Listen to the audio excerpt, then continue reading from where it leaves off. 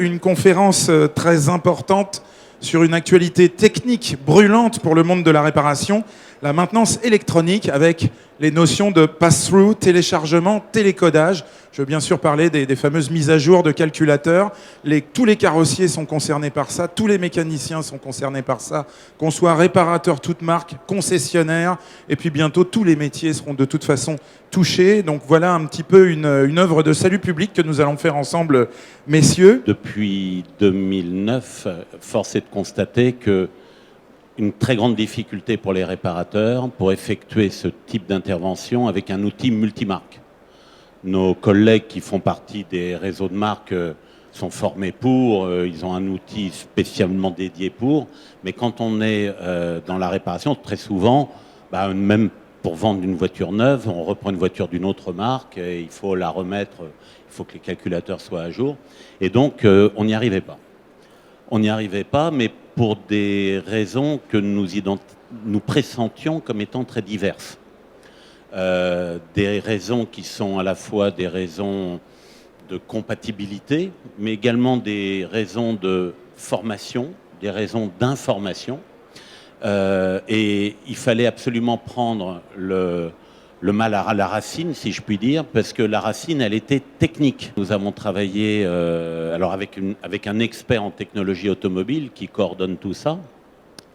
Et nous avons également, nous sommes rapprochés des équipementiers autorisés par les constructeurs et des constructeurs eux-mêmes, de façon à pouvoir faire ça dans les règles de l'art. Moi, j'aime bien cette expression, travailler dans les règles de l'art et faire en sorte que tous nos collègues réparateurs puissent travailler sereinement. Les difficultés, elles sont forcément liées à la norme pass-through qui est compliquée et l'adaptation des logiciels constructeurs qui ne respectaient pas forcément exactement ce qu'il fallait faire pour appeler l'interface. Oui. Donc, effectivement. Mais on rappellera quand même une chose, c'est que les constructeurs, c'est la première fois dans l'histoire de la maintenance automobile, ont donné accès, moyennant effectivement des procédures, des chemins d'accès et cette passerelle aux informations techniques, aux données techniques. C'est la première fois. On a travaillé longuement pour officialiser en fait une solution qui serait fiable, facile à comprendre et opérationnelle. Et c'est vraiment le maître mot chez DLFI Technologies. On a travaillé avec des ingénieurs depuis presque 10 ans sur comment on pouvait amener une solution facile à appréhender, éviter toutes les problématiques et passer à côté de toutes ces problématiques système qui sont liées aux constructeurs. Parce que tout ça, vous les aviez vus.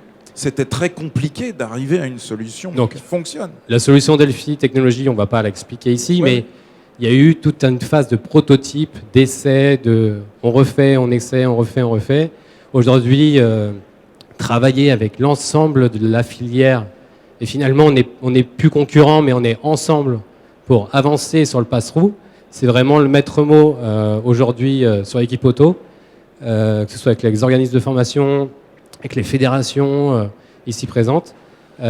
L'objectif, c'était de identifier ces problèmes, communiquer, travailler avec les techniciens et en effet évaluer comment cette norme J2534 pouvait devenir facile d'accès pour tous les réparateurs. Concrètement, le mécano est face à sa voiture.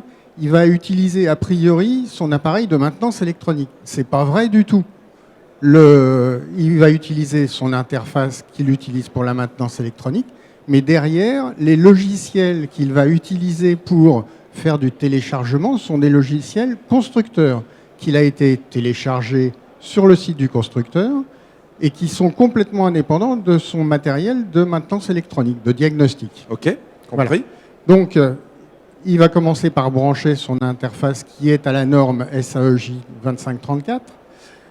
Il va aller sélectionner le constructeur pour lequel il veut faire du téléchargement. Et là, il va s'apercevoir qu'il lui faut un droit d'accès pour aller déjà télécharger. Une licence. Une licence. Des constructeurs vont avoir une méthodologie pour identifier le besoin de faire une mise à jour d'un calculateur via un diagnostic préalable. D'autres constructeurs vont proposer immédiatement, lorsqu'on se connecte, vont dire qu'une mise à jour est disponible et vous nous demandez si on peut la faire. Donc les méthodologies sont différentes d'un constructeur à un autre. D'autres constructeurs considèrent également qu'on ne peut mettre à jour que l'ensemble des calculateurs et ne pas mettre à jour seulement un seul calculateur. Pour un problème de communication alors entre du les coup, c'est beaucoup calculateurs. plus long. Dans ces cas-là, c'est beaucoup plus long, ça peut prendre une nuit. Le pass-through, c'est possible et c'est facile. Et ça fonctionne. Ça demande juste un accompagnement. Hein Et aujourd'hui, l'accompagnement, il est là avec les professionnels devant vous. Notre rôle dans ce groupe de travail, c'est effectivement d'accompagner tous les réparateurs de la filière automobile pour pouvoir réaliser cette nouvelle activité en soi.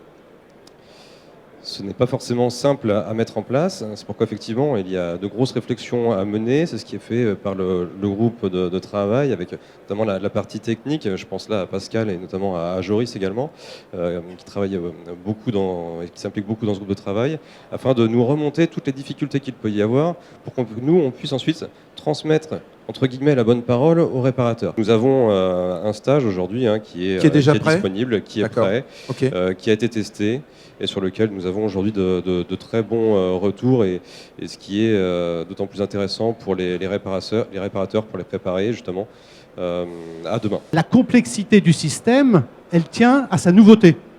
C'est vrai? C'est nouveau, donc forcément vous n'avez pas l'habitude. Et face à ça, bien évidemment, il va falloir, comme vous l'avez fait sur le diagnostic électronique, comme vous l'avez fait sur le système multiplexé et autres, il va falloir vous former et vous faire accompagner. Et c'est vrai, tu as raison de dire que les niveaux, ils sont différents bien sûr sur le marché. Il y en a déjà quelques-uns qui font du pass-through, mais ils sont très très peu nombreux. Et les demandes en pass-through sont de plus en plus importantes. Maintenant, un télécodage quand on est carrossier pour un airbag, c'est quotidien. Oui, c'est sûr. Un téléchargement de calculateur, on en a de plus en plus besoin.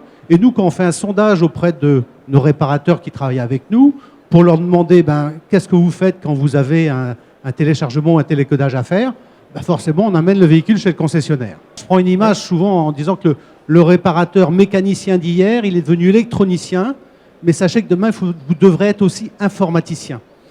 Et mais ça vous peut ne l'avez faire peur, pas pour le forcément coup. appris au départ. Ça peut faire peur, ça. Oui, non, parce que vous êtes devenu électronicien Oui. et vous deviendrez informaticien également. Oui. Parce que vous allez suivre l'évolution, vous allez suivre la technique et on va vous aider, les équipementiers, les syndicats, les fédérations et nous, à le faire. Tous les nouveaux véhicules qui vont sortir dans les années 2021, 2022, 2023, pratiquement toute la maintenance nécessitera à chaque fois soit de mettre un petit bout de soft, un télécodage, un téléchargement, et à chaque intervention.